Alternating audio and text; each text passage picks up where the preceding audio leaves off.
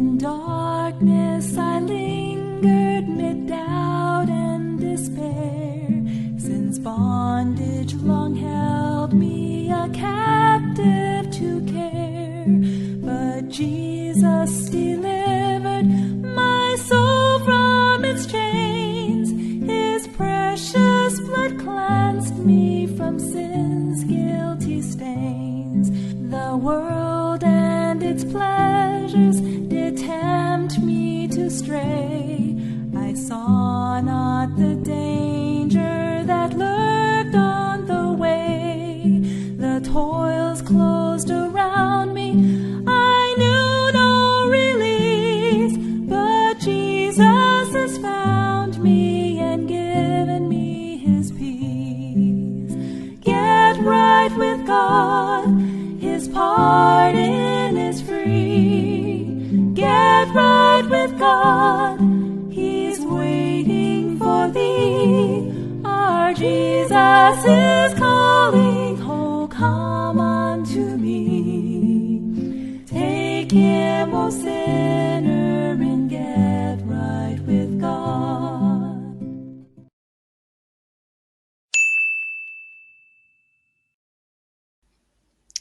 Hello, hello. Hope all is well. I couldn't help but to share this really important quotation to all my fellow Seventh day Adventists out there who may be watching this.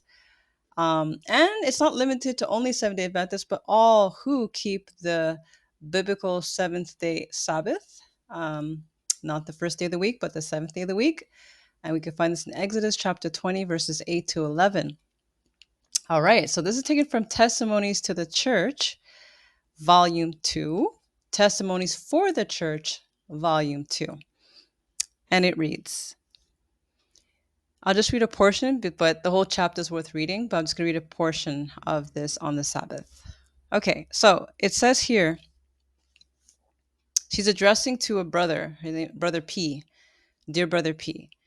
But you could definitely check this on your spare time. You can get this on audiobook. And you can also get a copy of the Testimonies for the Church, Volume 1 through 9, which I highly encourage to get. You'll be so enlightened in the times that we're living in now.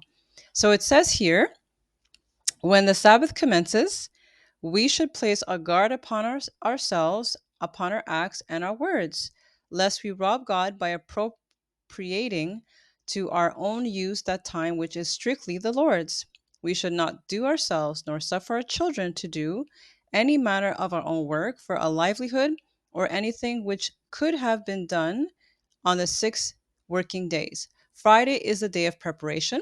Time can then be devoted to making the necessary preparation for the Sabbath and to thinking and conversing about it.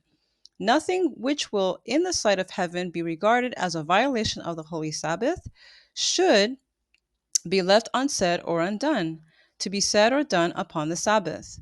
God requires not only that we refrain from physical labor upon the Sabbath, but that the mind be disciplined to dwell upon sacred themes. Okay? And then it continues. The fourth commandment is virtually transgressed by conversing upon worldly things or by engaging in light and trifling conversation. Talking about anything or everything which may come into the mind is speaking our own words. And we could find this in the Bible as well about not speaking our own words. And I'll put that reference, that Bible reference at the end of this video. And then it says, okay, by conversing on worldly things, or by engaging in light and trifling conversation, then it continues, talking about anything or everything which may come into the mind is speaking our own words. Every deviation from right brings us into bondage and condemnation. Brother P, you should discipline yourself to discern the sacredness of the Sabbath, of the fourth commandment, and should labor to raise the standard in your family and wherever you have, by example, lowered it among God's people. You should counteract the influence you have cast in this respect by changing your words and actions. You have frequently failed to remember the Sabbath day to keep it holy. You have often forgotten and have spoken your own words upon God's sanctifying day. You have been unguarded and have upon the Sabbath joined with the unconsecrated in conversation upon the common topics of the day, such as gains and losses, stocks, crops, and provisions. In this, your example injures your influence. You should reform. Those who are not fully converted to the truth frequently let their minds run freely upon worldly business, and although they may rest from physical toil upon the Sabbath, their tongues speak out what is in their minds. Hence, these words concerning cattle, crops, losses, and gains, all this is Sabbath breaking. If the mind is running upon worldly matters, the tongue will reveal it, for out of the abundance of the heart the mouth speaketh.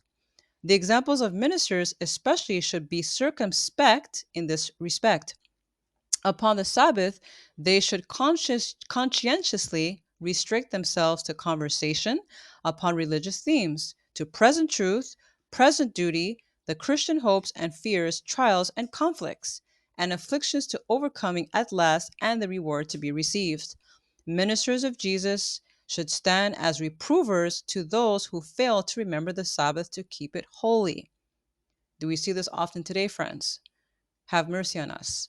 They should kindly and solemnly reprove those who engage in worldly conversation upon the Sabbath, and at the same time claim to be Sabbath keepers. They should encourage devotion to God upon His holy day. None should feel at liberty to spend sanctified time in an unprofitable manner. It is displeasing to God for Sabbath keepers to sleep during much of the Sabbath. They dishonor their Creator in so doing, and by their example say that the 6 days are too precious for them to spend in resting. They must make money, although it be by robbing themselves of needed sleep, which they make up by sleeping away holy time. Then they excuse themselves by saying, the Sabbath was given for a day of rest. I will not deprive myself of rest to attend meeting, for I need rest. Such make a wrong use of the sanctified day. They should upon that day especially interest their families in its observance, and assemble at the house of prayer with the few or with the many, as the case may be. They should devote their time and energies to spiritual exercises, and the divine influence resting upon the Sabbath day may attend them through the week. Of all the days in the week, none are so favorable for devotional thoughts and feelings as the Sabbath. All heaven was represented to me as beholding and watching upon the Sabbath those who acknowledge the claims of the fourth commandment and are observing the Sabbath. Angels were marking their interest in and high regard for this divine institution. Now, listen to this. Those who institution. Those who sanctify the Lord God in their hearts by a strictly devotional frame of mind, and who sought to improve the sacred hours in keeping the Sabbath to the best of their ability, and to honor God by calling the Sabbath a delight, these the angels were especially blessing with light and health. Now, this is in light of Isaiah 58, and Ellen White does encourage us to daily meditate on this chapter. And then it says, and special strength was given them. But on the other hand, the angels were turning from those who failed to appreciate the sacredness of God's sanctified day, and were removing from them their light and their strength. So the opposite happens when we don't keep the Sabbath as we should, biblically speaking. I saw them overshadowed with a cloud, desponding and frequently sad. They felt a lack of the Spirit of God. And so, friends, wow, that's all I can say. Wow. I thank God for the spirit of prophecy, the straight testimony, the Bible, so much instructions that we as a people, as Seventh-day Adventists, are blessed with. And my prayer, friends, is to all ministers out there, SDA ministers who may be watching this video. I pray that this will be encouraging to you to reform this way, that you can truly bring reformation to your churches. And I speak for myself as a congregant, that I am held accountable to how I keep the Sabbath, my husband as well, to whoever we come in contact, that we truly uphold and keep the Sabbath holy, and to uh, be an instrument fulfilling in Isaiah 58. and to keep Sabbath a delight and make it a delight. And I want to say extra too that it would be safe to say that it's good to even start preparation day during the week.